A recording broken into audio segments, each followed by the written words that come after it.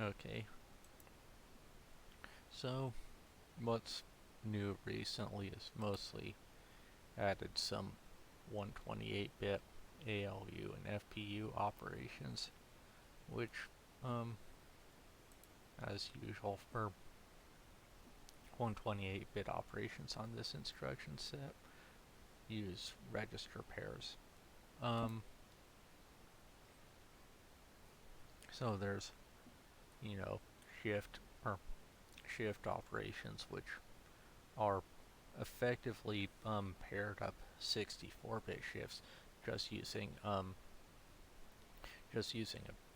funnel shifter design internally. The funnel shifter replacing the original barrel shifter, but it does support the same, or most of the same operations, and adds a few new ones. So that's one thing. So then, well, that's a SimDop, but yeah. But other than that, yeah, added a few instructions to deal with texture compression blocks. Currently using a custom formats I'm calling UTX1 and UTX2, which UTX1 will store a 4x4 block of pixels in 32 bits, so about 2 bits per pixel. Not necessarily particularly high quality, but it's roughly half the bit rate of DXT1. So yeah. Then there's UTX2, which stores 4x4 pixels in 64 bits, similar to DXT1, except it's a little bit more flexible regarding alpha. The main practical difference between UTX2 and DXT1 for normal flat textures is that UTX2 uses RGB 555 pixels, or endpoints rather than 565, but that freed up 2 bits, which I could use for more or less a mode selector, which in turn allows a little bit more flexibility for things like alpha blended modes and similar. Granted, in the alpha blended mode, it only has 3-bit alpha, and in one of the alpha modes, it will only select between 2 different color endpoints with no interpolation, and between 2 different alpha values with no interpolation. So yeah, it's not necessarily as good as something like DXT5, but it is half the bit rate, and also less resource intensive in terms of the FPGA. So yeah. In this case, texture upload would convert from something like DXT1 or similar into UTX2, or DXT1 or DXT5 into UTX2. So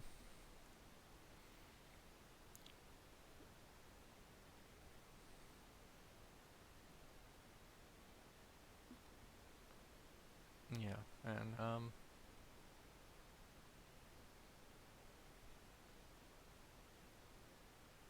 yeah, it's looking at the wrong spot, but yeah, there are 128-bit FPU operations around here as well, which are another experimental extension. But yeah, so you have 128-bit integer add and subtract, and the AND OR and XOR can also be done in 128-bit, but that's not really that much different from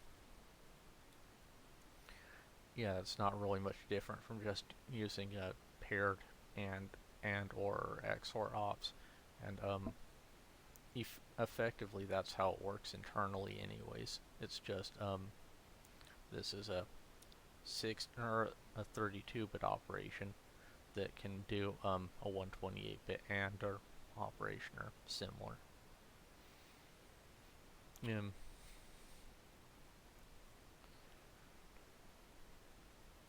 While one could debate the merits of 128-bit ALU operations, ironically enough, they are semi-useful for things like SIMD, and also for implementing like software versions of the 128-bit floating point operations and so on. So that's kind of why those exist, and also partly because they fell out as a byproduct of how the 128-bit floating point compare was implemented. So basically, the floating point compare was being done via the ALU, which in order to compare a 128-bit floating point value, you had to be able to operate on 128-bit values, which in this case was done via pairing pairing ALUs between two lanes into effectively a single larger ALU. But once one can do that, then it doesn't really go that much further to also add things like add and subtract onto that. So there's that, and then also there's 128-bit compare operations as well. So that's a thing now, along with the shift operators and so on.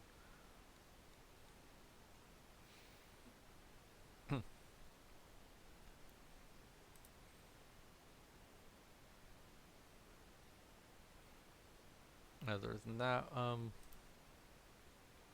I'd been working on essentially like a software rasterizer. Software rasterized OpenGL.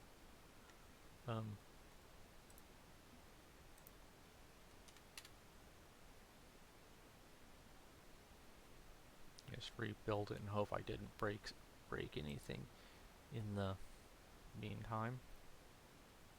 But yeah.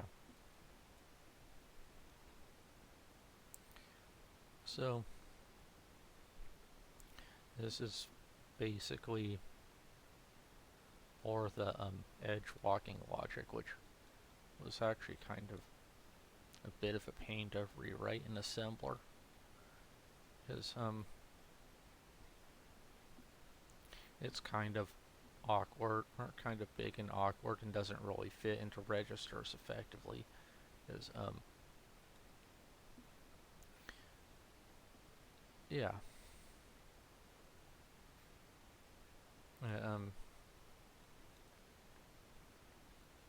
this is the C fallback version, which can be seen as a reasonably decent number of variables going on, and that kind of makes it a little bit harder to fit things in registers.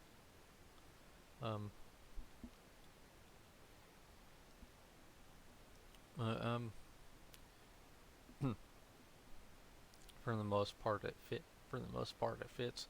Does have to effectively reload things from memory in a few places, but so that's kind of why memory loads are being used just before calling the span drawing functions, and this would have had to happen either way given the amount of registers used, because since we're calling functions, all the scratch registers which are being used for holding live values effectively need to be saved and then restored afterwards. Partly because edge walking requires enough variables to where it can't really fit into all the normal normal call safe registers. So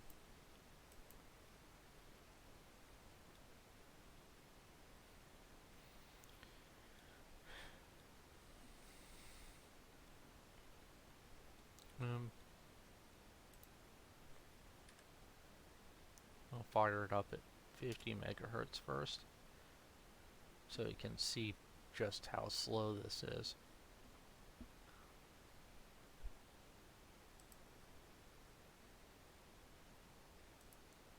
It's not exactly high quality right now yet either, but that may be worked on some more.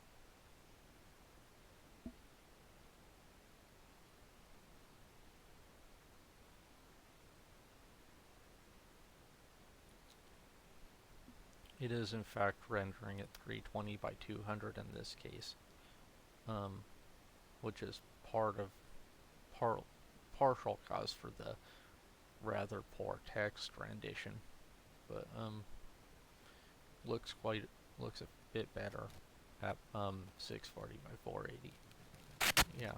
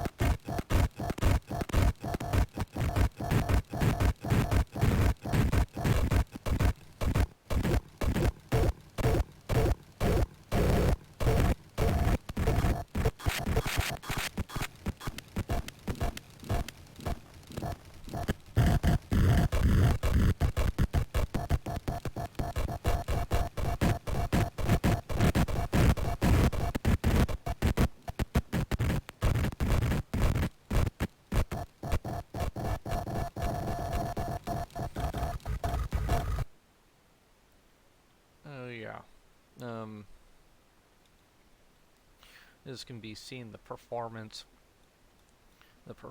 at 50 megahertz is still quite incredibly bad, but it's, you know, could be a lot worse, and granted, this is effectively using like the OpenGL renderer and similar as well. So it's like GLQuake in that case. If I fire it up at 150 megahertz, it's actually quite a bit better. Yeah.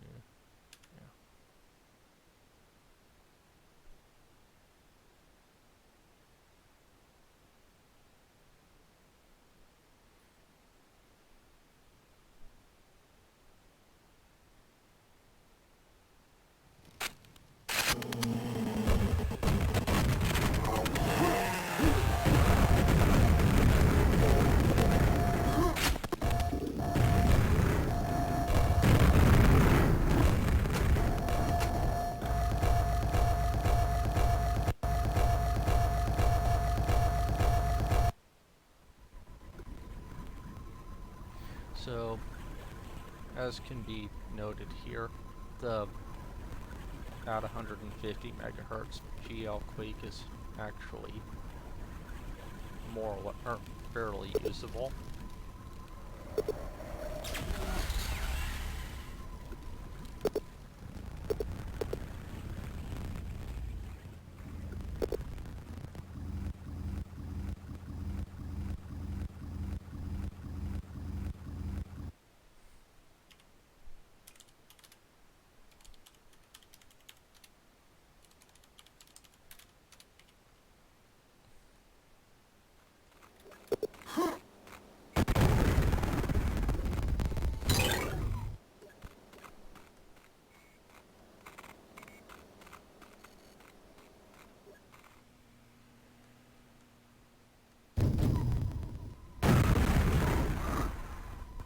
As can also be noted, there are some bugs still with this as well.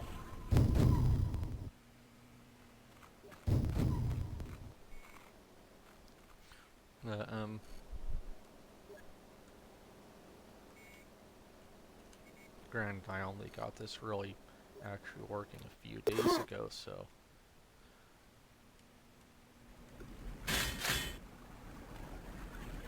some bugs and poor performance are probably acceptable. But actually,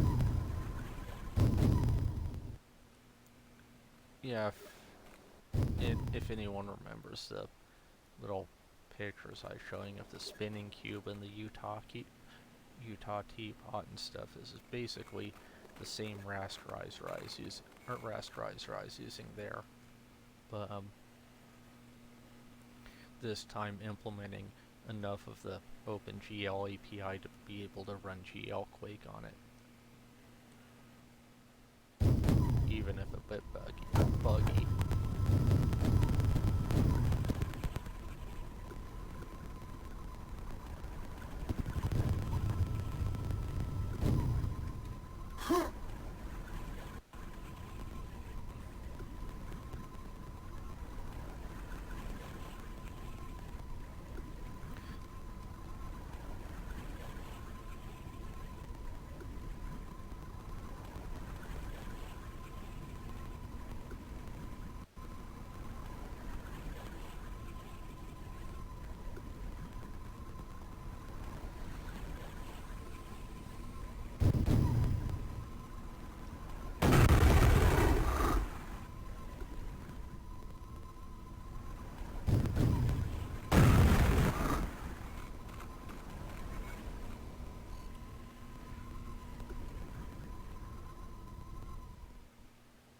Yeah, there were some functional changes made to the render in the attempt to make it like faster, which do have some minor impacts as well. And as noted, this version has been modified to also use BJX2 compressed textures for pretty much everything. But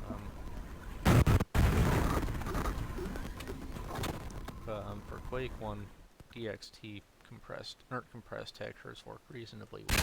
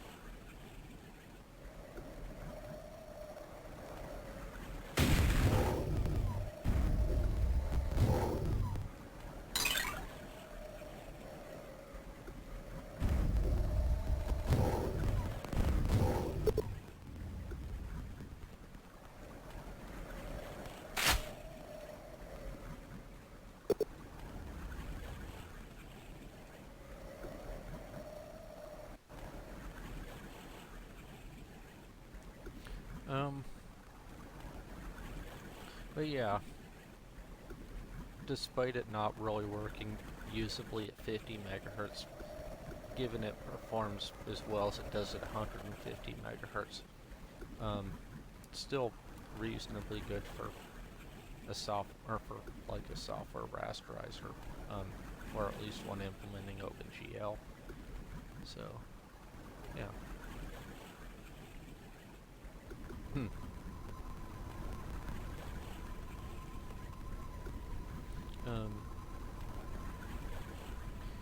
Some texture glitching might be noticeable.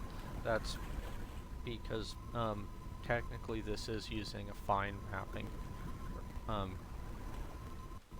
or a fine texture mapping, as opposed to perspective correct, and there's a relatively limited amount of subdivision, where you can subdivide the geometry in order to reduce the warping effects, but in this case, more subdividing the triangles more causes the rendering to be slower. So I sort of did the minimum of what was, or the minimum amount that was still semi-acceptably, like, in terms of how it looked. But I could have used less and had it be a little bit faster, but with the consequence of a lot more graphical issues.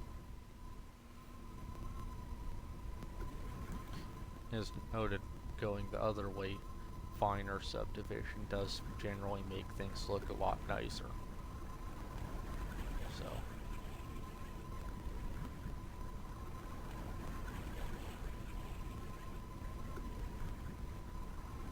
yeah.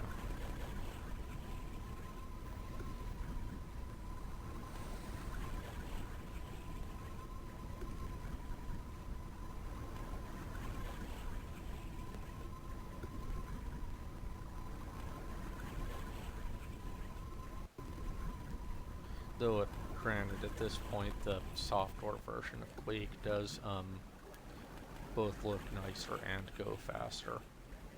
But that is probably not too much of a surprise. My initial experiments did imply that did make it look like possibly the software GL rasterizer might have ended up like faster than the software renderer, except there's enough other overheads that I've found that's not actually the case in this case.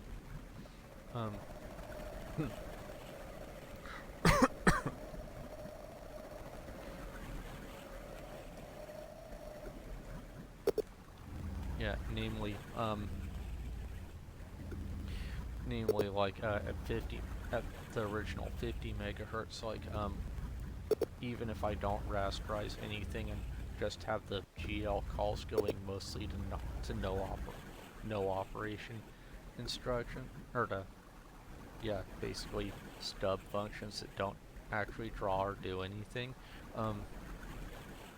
GLQuake is still roughly limited to single-digit frame rates, because there's seemingly the BSP walking and polygon drawing is still like a bit too expensive. As for why exactly, I'm not entirely sure, because it doesn't look like Quake's scene complexity is really that high, but still apparently it's high enough to cause an issue in terms of performance.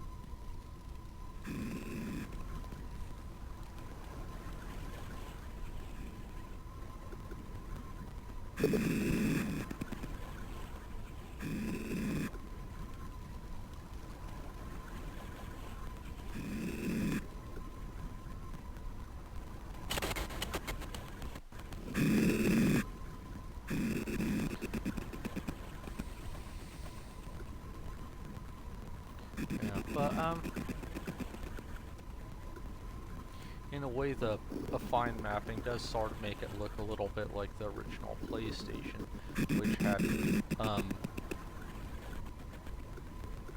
which had also been based around a fine mapping and the use of subdivision. So, yeah.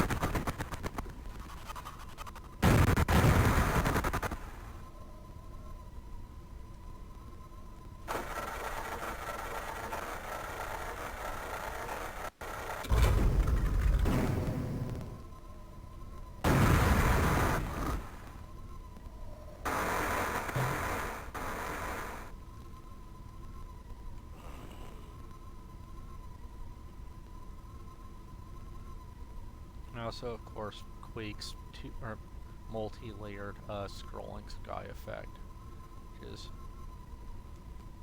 kind of an interesting way of doing skies. Quake 2 and most other games use skyboxes and stuff. But I'm not actually sure which would be computationally cheaper between the scrolling sky effect and the skybox, but yeah.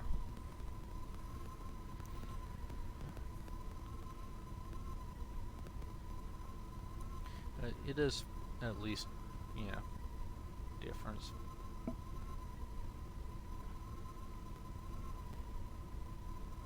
The cheapest option would, like computationally, would have probably just been, you know, to draw a static texture, a static sky texture, but yeah, or maybe a static texture with some like ST warping effect to, like, you know, make it look like a sky, which is, you know, another possibility. Yeah, if I go and try to redesign that or something to be more efficient.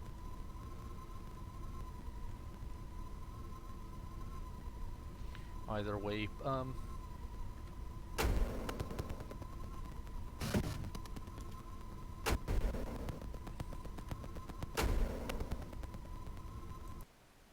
either way it would, yeah. So in this case, yeah, it's pulling off around 15.5 frames per second to average at 150 megahertz. So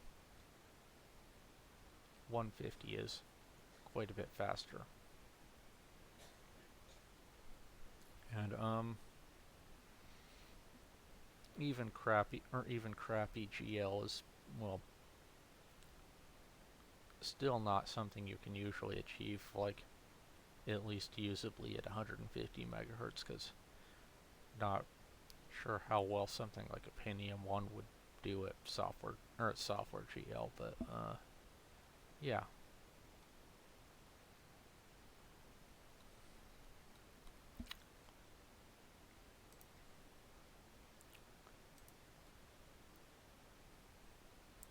Beyond yeah, there was also a Windows build of basically the same thing, just running natively.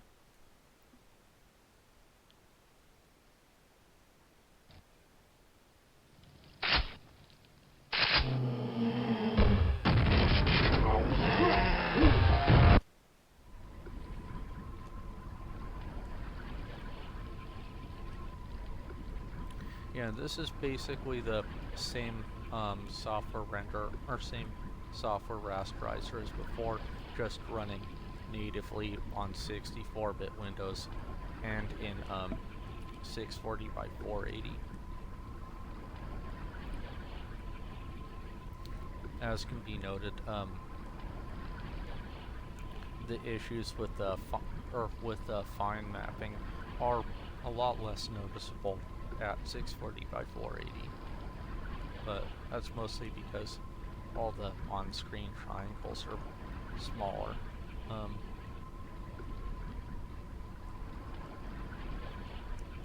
Most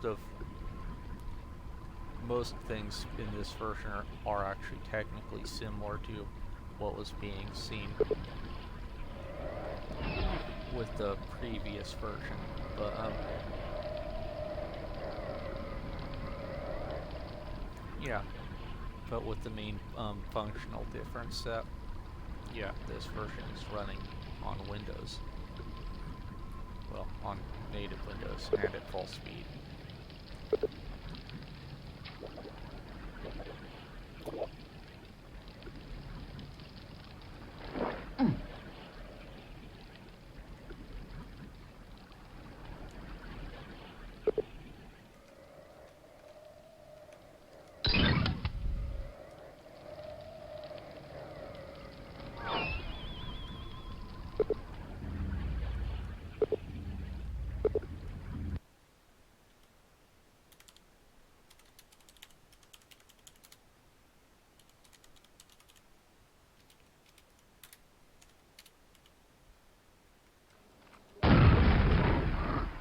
You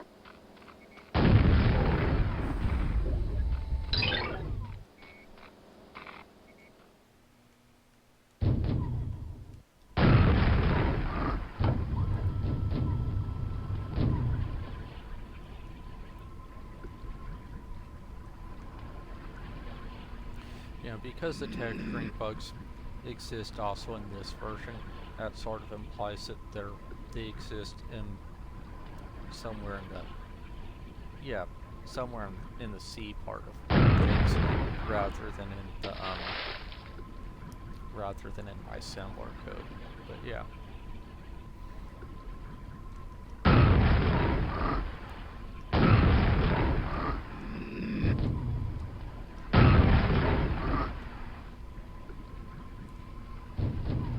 As noted, in this version, pretty much everything is happening in as a plain C rasterizer, as opposed to the other version, which had a lot of the code being written in assembler.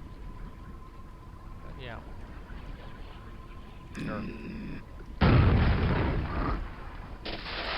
In particular, in the specific version of assembler used by BJX2.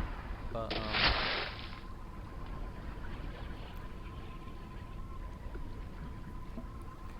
yeah.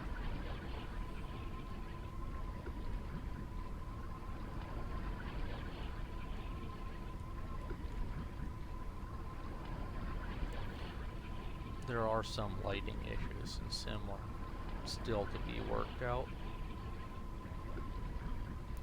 with this port.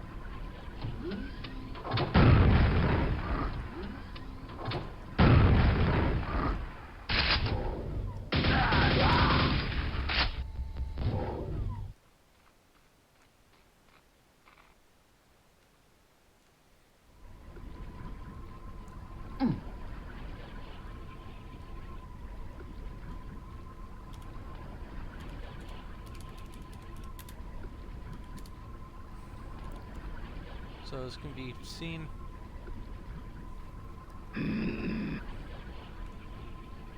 running natively on Windows, we're getting frame times of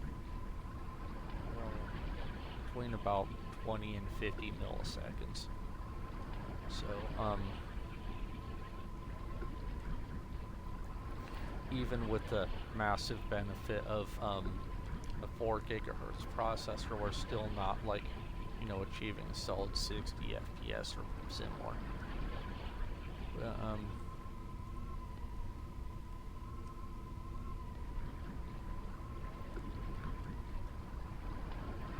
one could argue that the feature, or that an issue here is that, like,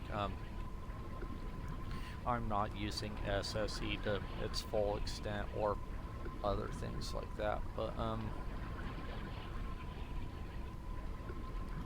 you know, even with that, given how much faster like a normal PC is otherwise versus my BJX2 stuff, you would kind of expect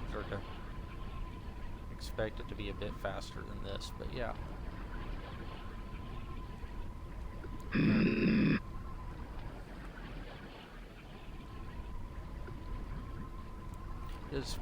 And apart from, or in general, this can be noted, the performance of my, like, BJX2 core isn't exactly that massively impressive, but still for software rasterization, comparably, it's actually doing reasonable. In contrast, or in comparison, it's actually doing reasonably well.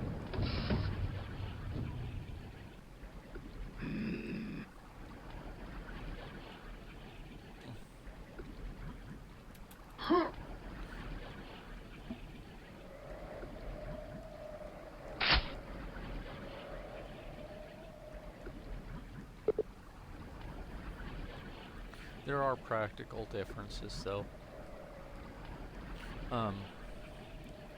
Besides just, you know, differences in implementation language and SIMD capabilities and so on.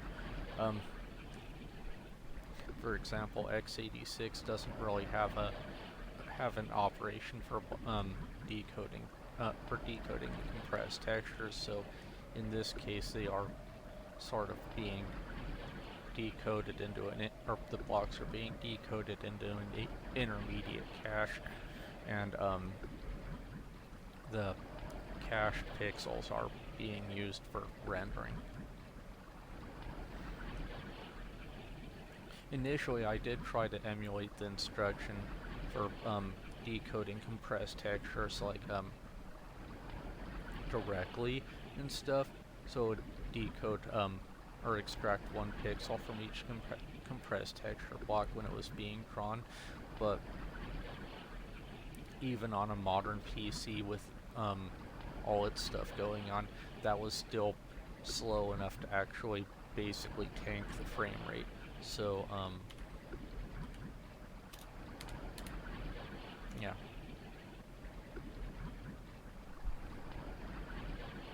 So yeah, that wasn't really a good option. So I ended up resorting to the use of a decoded texture cache for the Windows version. So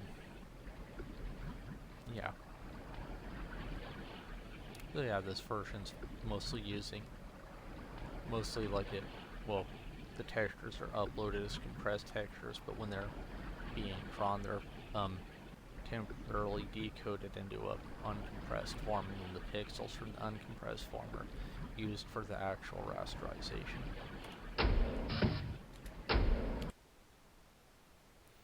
But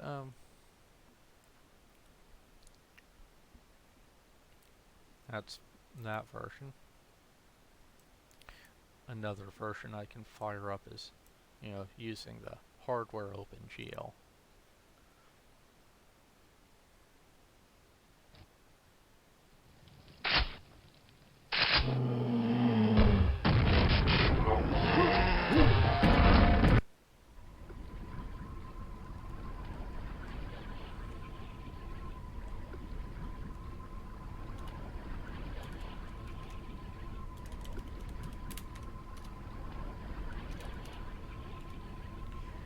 So,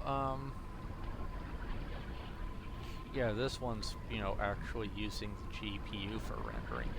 And, this can be observed, well, we get a fairly consistent, typically 0 milliseconds rendering time. So, yes, this version would be able to hold up a solid 60 hertz, but, yeah.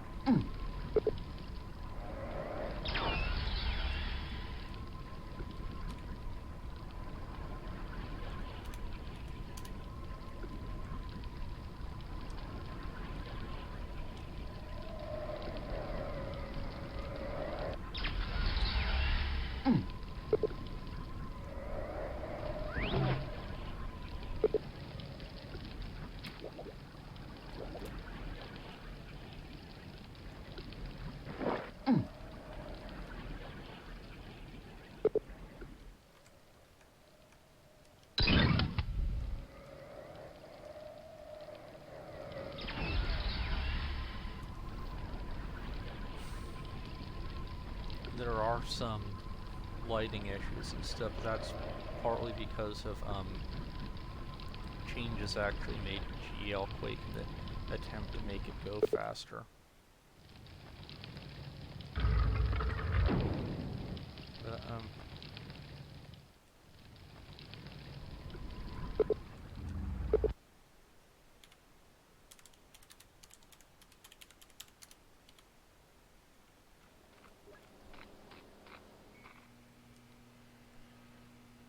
okay, so that bug still remains, which in this case goes to show that it's not in my software GL implementation, but actually, yeah, I managed to add a bug to the Quake engine, it seems, but, probably find it and fix that.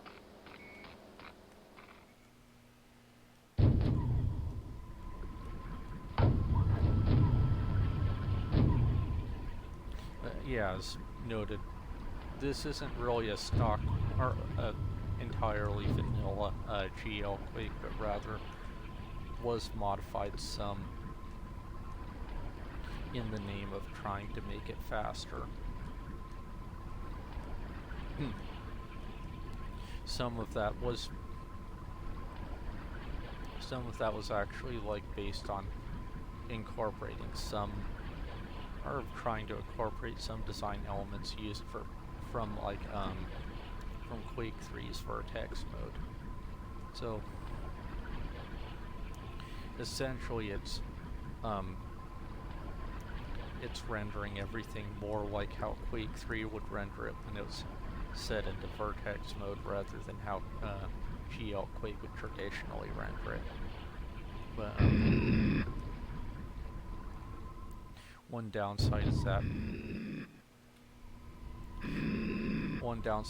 like, you know, Quake 1's maps weren't really built with accurate vertex lighting information, so that has to basically be built dynamically, which isn't entirely foolproof as of yet.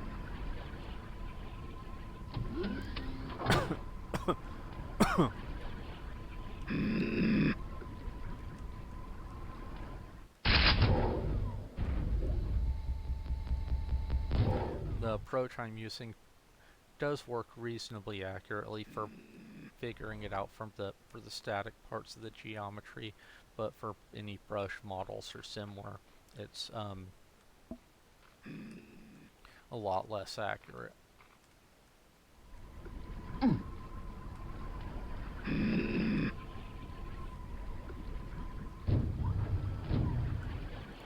Other than, well,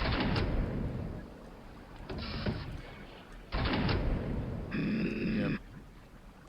This can be seen, the texture issues also appear in this version as well, but partly that's because like the funky looking texture issue there is more an artifact of the DXT compression than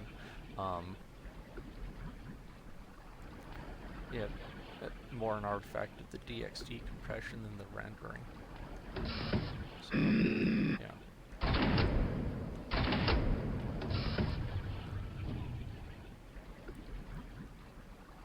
Basically getting fully reliable DXT compression is also one of those things that, you know, takes a bit of fiddling.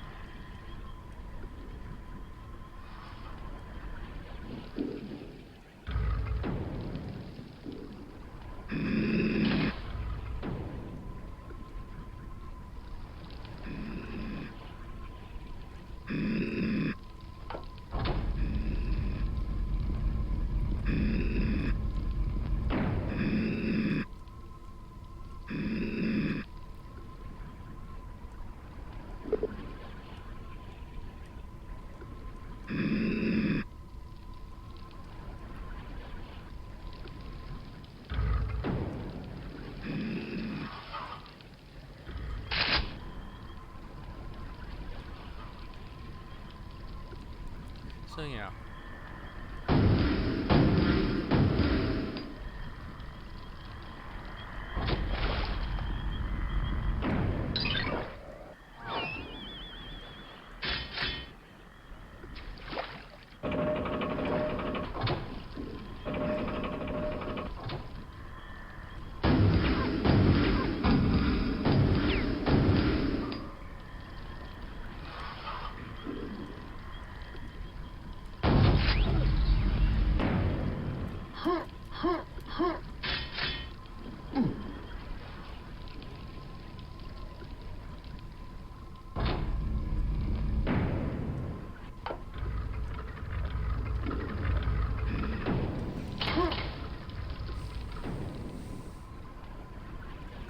yeah, so as noted, this isn't quite a stock GLQuake, but rather it's actually kind of a hacky.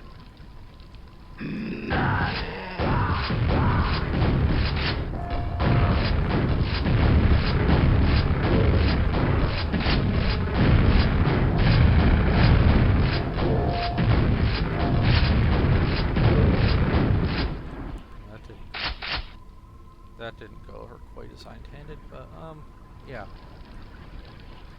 But yeah, this is not a stock GLQuake, but yeah, it's noted kind of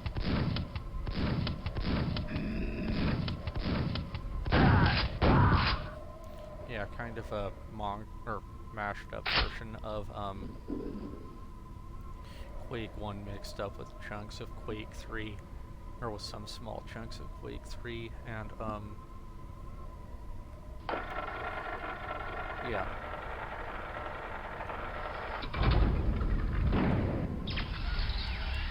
And also a bunch of fiddly to try to make it faster in the name of trying to make it faster, but with the downside of adding some graphical glitches that I still need to fix.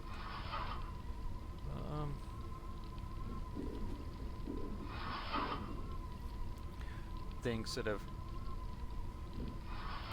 basically been somewhat rewritten in this version, besides the use of vertex lighting rather than light maps, is also the water warp effects and similar are done differently as well. Can be noted it still looks pretty similar to how it looked originally. But the math has been tweaked around a bit.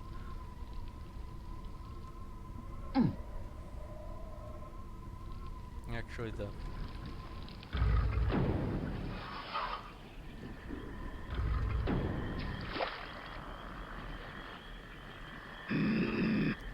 way the warping for underwater geometry has been actually, changed quite a bit as well, rather than, actually moving the moving the vertex coordinates like it did originally, and using a bunch of different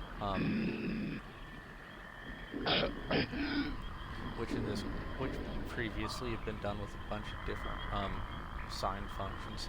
This instead, warps, or does an ST warp similar to the water surface.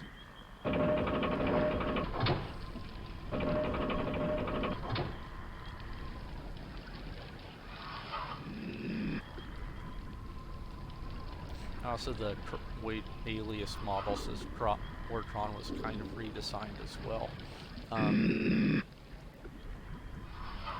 Because previously GLQuake used kind of a triangle fans and strip approach with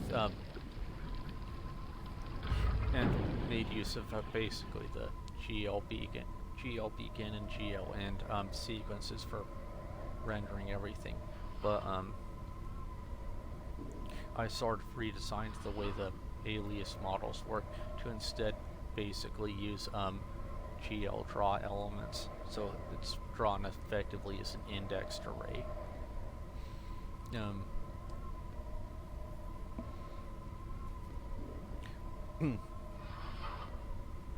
So that's one difference.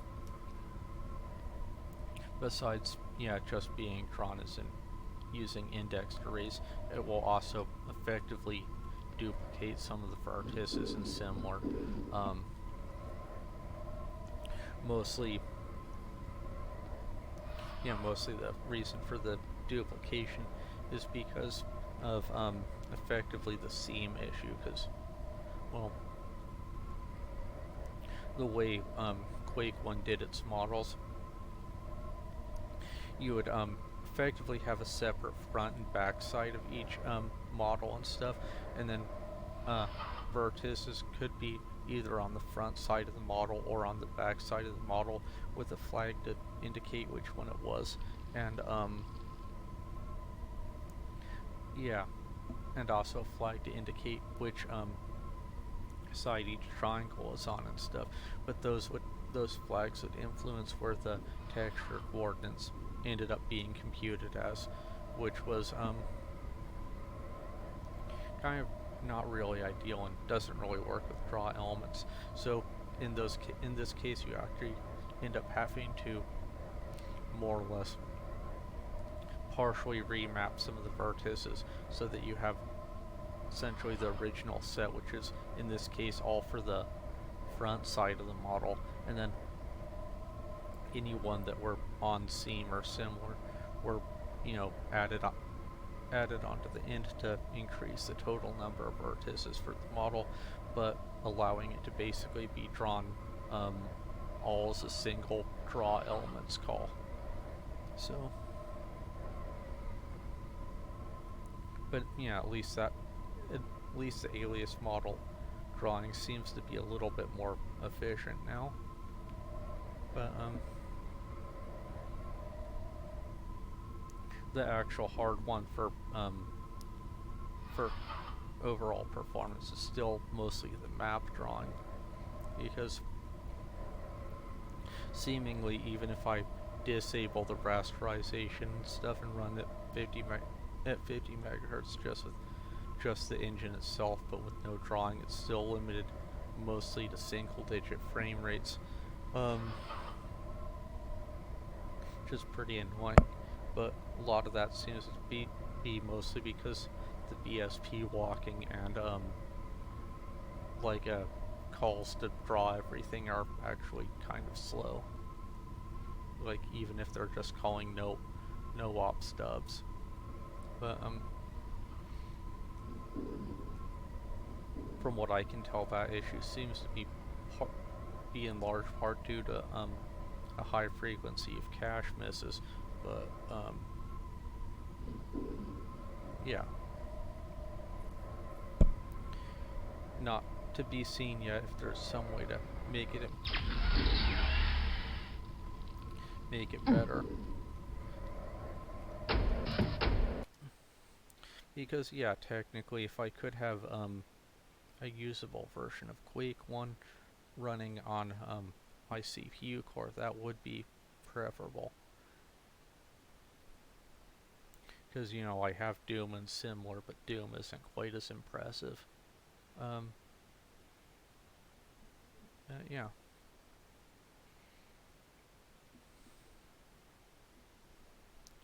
But then again, like, you know, do technically have OpenGL in as or of sorts, and I guess probably or possibly it could be made usable if it were being used to render a game that was slightly less graphically demanding than Quake, but I'm not entirely sure what that would be at the moment. But you know, theoretically, if you could have something which, you know, used relatively simple graphics in OpenGL, it's possible that could be usable now. But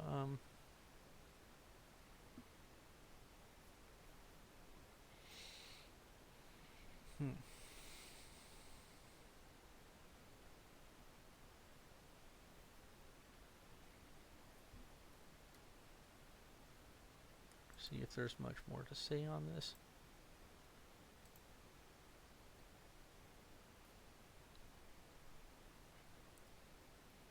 This is, you know, the logic for the edge walking. As noted, this is in BJX2 assembler, so funky, or my own funky ISA, and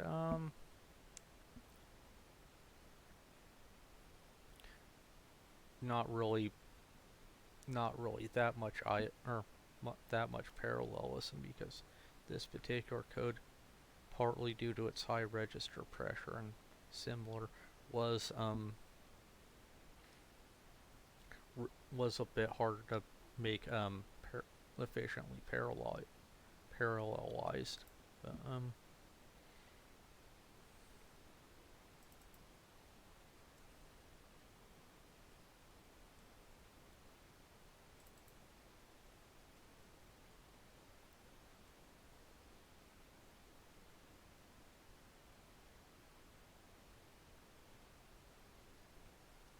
this is actually more or less what one of the span drawing loops looks like as well. So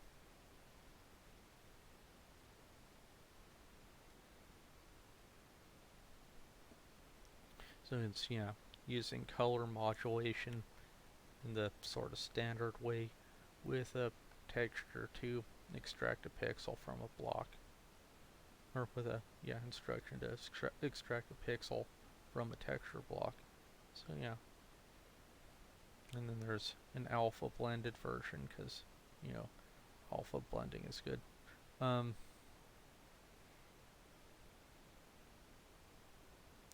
Haven't written out the assembler yet for the I haven't written out any assembler yet for bilinear version of the compressed texture version, but we'll probably get around to that. Relatedly, like, I'll also need to get MIP mapping working correctly because it's currently disabled because it doesn't quite work right.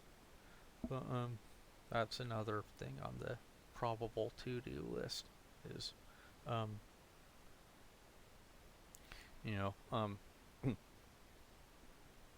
yeah, MIP mapping, or make MIP mapping work. That doesn't act, when it works, that actually makes things a little bit faster because most of the time it can be drawing a smaller texture and thus fewer cache misses. So MIP mapping is generally a good thing in terms of performance, as well as its slight improvement in graphical quality. But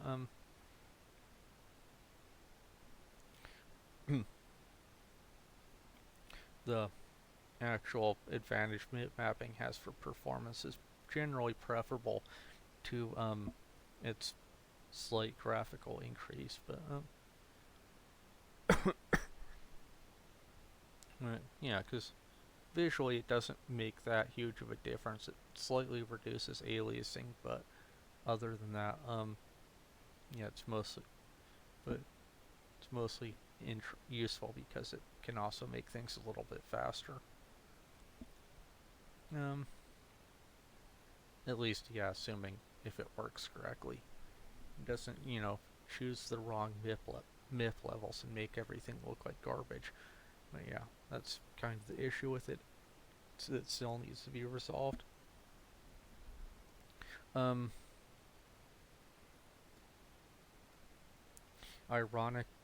Bilinear filtering, that's one of those things that ironically seems to work reasonably well in BJX2, because although this logic is quite a bit more hairy looking than some of the other versions, it doesn't really have that much adverse impact on performance. So for the cases where linear filtering is actually useful, it can actually give that traditional fuzzy textures or blended or blurry textures or whatever you want to call it look. But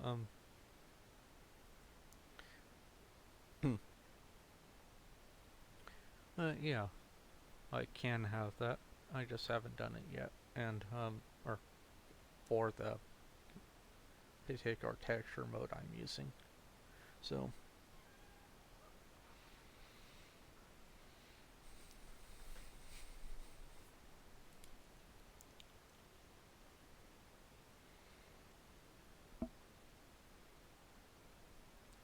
that probably will be coming soon, as opposed to something that's too expensive or something like that. But it's actually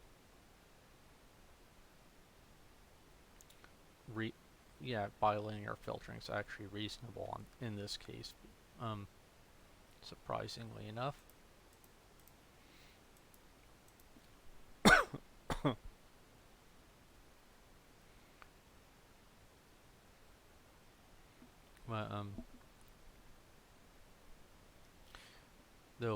yeah, for best results, the bilinear filtering does need correctly working MIP maps, because yeah, otherwise it's kind of doesn't really, do much. Because if you just try to always use it on MIP level 0, then it, you know, actually makes things look worse, and it's a little bit slower, so that's not ideal. And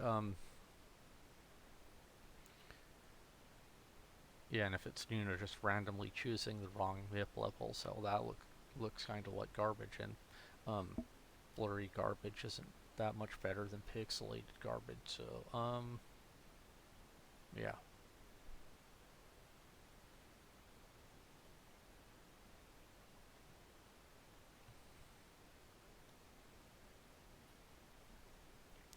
Now, it can be noted that bilinear cases, they are able to get better ILP.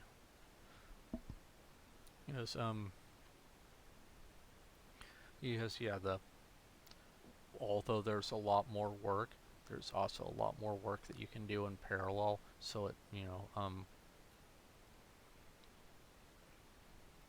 so it sort of like, balances out a little bit.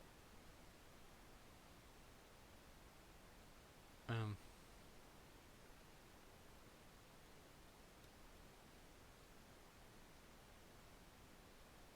and here's some of the C versions of the logic, which are, oh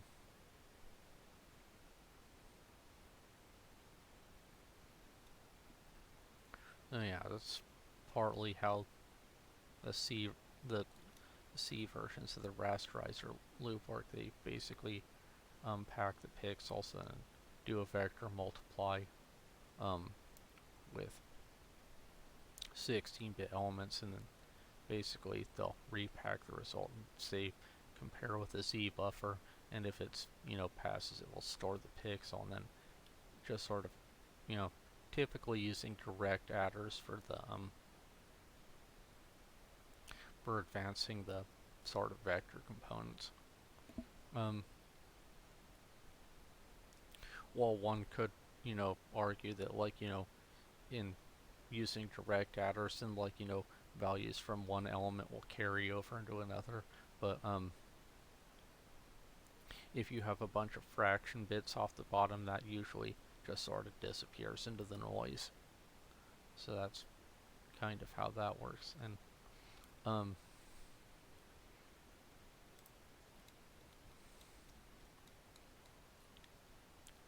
for, like, for example, for the edge walking logic, it'll step a vector that has both the x and z coordinates in it, so it's, an xz vector or maybe a zx vector, depending on one's preference. But yeah, so it's, but, combining these two with, say, the x and the high order bits and the z and the low order bits. Similarly, the texture positions would be, both the s and t coordinate packed into a 64-bit vector, and the color vector is basically all 4 elements stuck together. And as can be seen, they're all added together, basically using normal adder offs, or normal additions.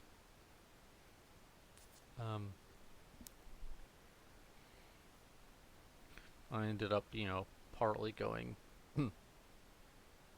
this route, yeah, mostly because, that allowed reasonably similar logic to be used between the C and the assembler code, and it's also easier to pull off in C, whereas if you, have a function call, then you have to deal with that stuff as well.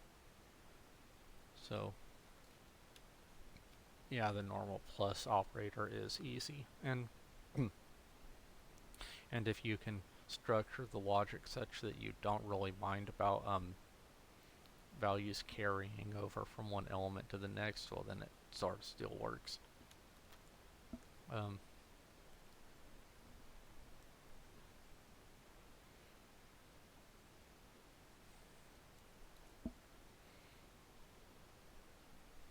And there's the reciprocal, which in this case doesn't actually use a divide directly and stuff, but actually will typically just fetch it from a lookup table. The assembler version for BJX2, it just straight up uses a lookup table, doesn't really bother with or with any of the large division cases. Partly that's because in a way the resolution is limited, and when the resolution is limited, with limits on the resolution and stuff, the actual maximum value you can be dividing by is limited as well. So, yeah.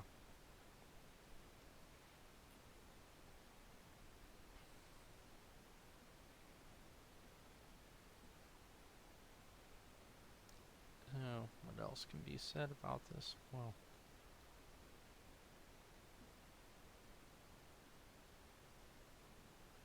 yeah.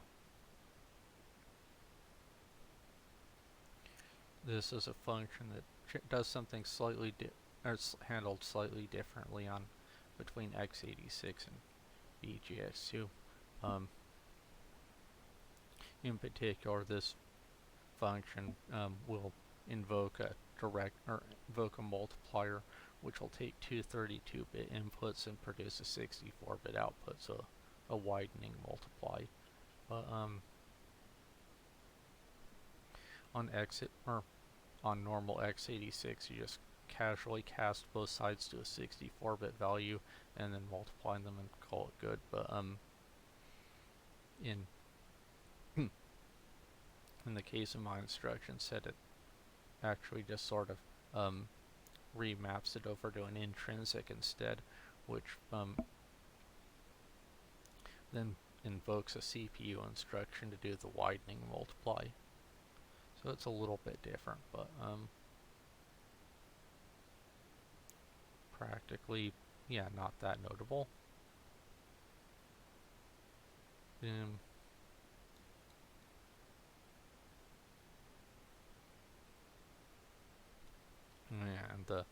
there's logic for basically projecting out a drawing a triangle, which just sort of sets up the various states for the edge vectors, and sets up the state for the edge vectors. I'll calculate like the X step and the texture step and the color step and so on, and Z step. Then it will just sort of set up the various edges for the edge walker, and then can be noted here down here. What it'll do is it will just sort of walk the edges for one part of the triangle, and then walk the edges for the next part of the triangle, and basically compare which direction the triangle is going.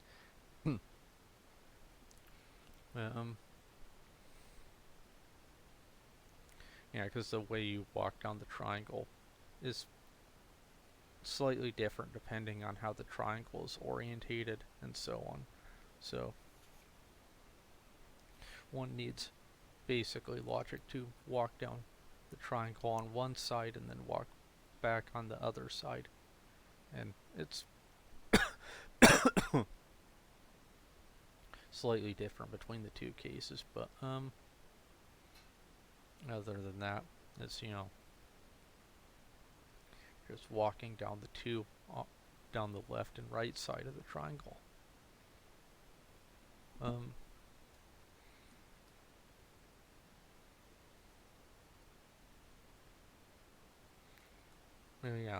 This version, this code is still in C, regardless of which version it is for now. And it might change possibly at some point, but it's not really. This isn't one of the main bottleneck points, so it's not as big of an issue. Also, depending on, how things like texture flags and similar work, that determines which span drawing functions are used. Also, things like blending mode and similar would go in here as well.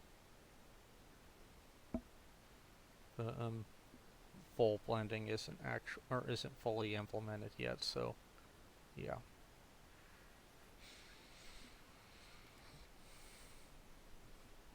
At the moment, this is still basically the bare minimum of what I needed to get Quake rendering. So yeah.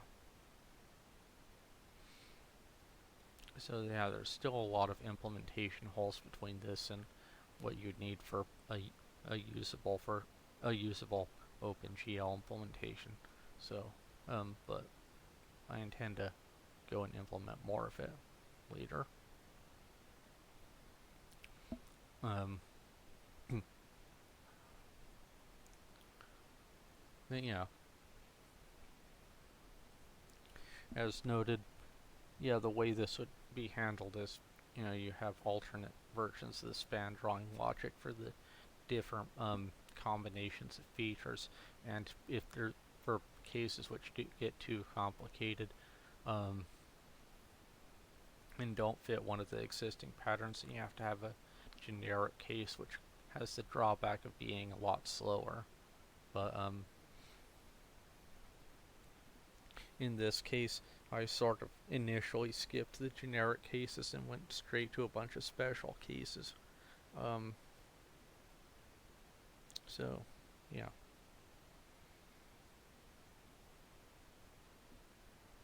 But probably will add generic cases later so that, can do all the fully fully user-defined blending and all that stuff. But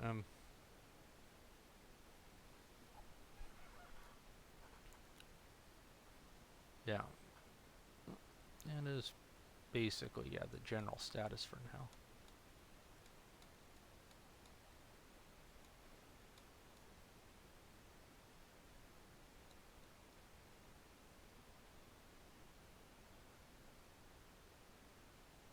Yeah.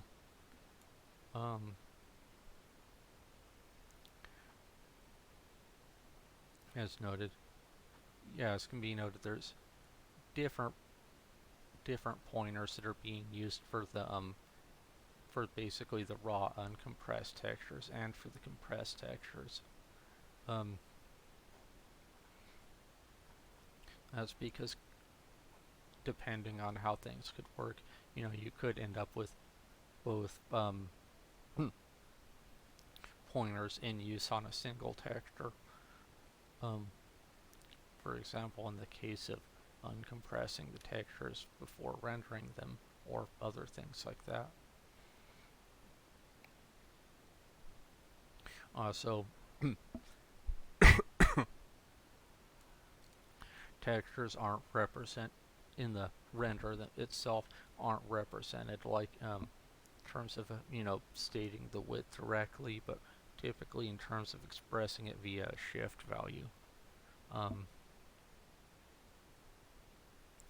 So yeah, and there is logic for both the X and Y shift, but though with the limitation that currently my a lot of my logic is limited roughly to square textures. That will probably also change in the future as well, but for now it seemed sufficient to limit everything to using square textures. If the texture isn't square, then it leads to a bunch of graphical or rendering issues and similar, which is kind of an issue. But it's a to-do on the fixing that is on the to-do list.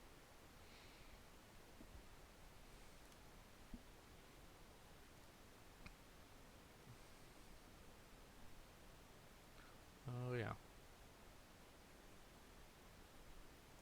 But yeah, for partly like what's going on is all the rasterization is using the textures in Morton order rather than raster order, and annoyingly enough, Morton order only really works correctly with square textures, which basically means that if you want to use Morton order, then you need cases to deal with both. Well, if you want to use Morton order and support non-square textures, then you have to have essentially separate cases for both the Morton order textures and for the rectangular non-Morton textures, or for the raster order textures. But yeah.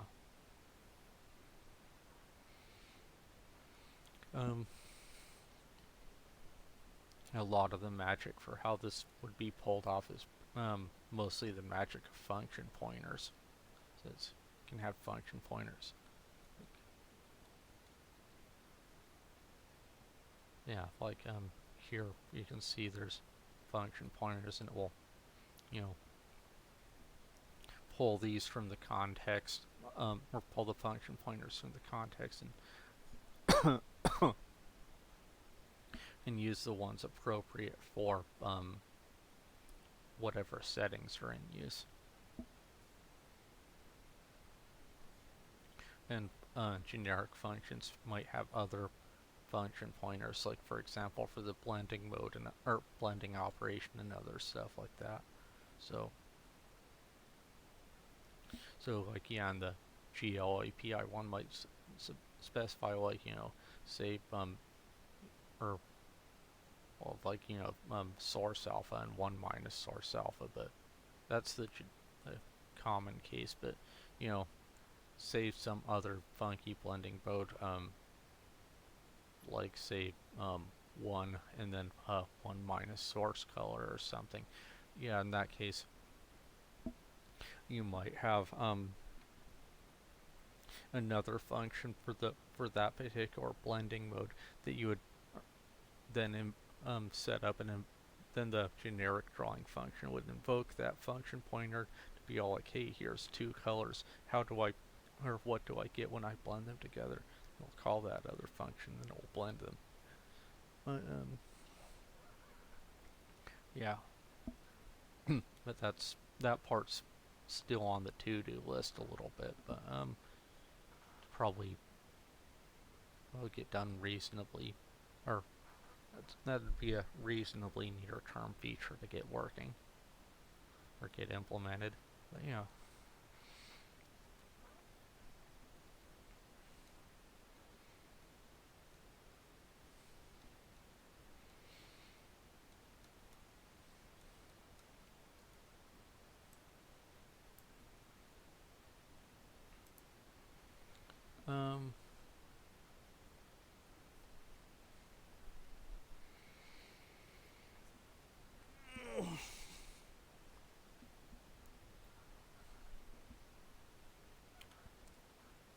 Yep.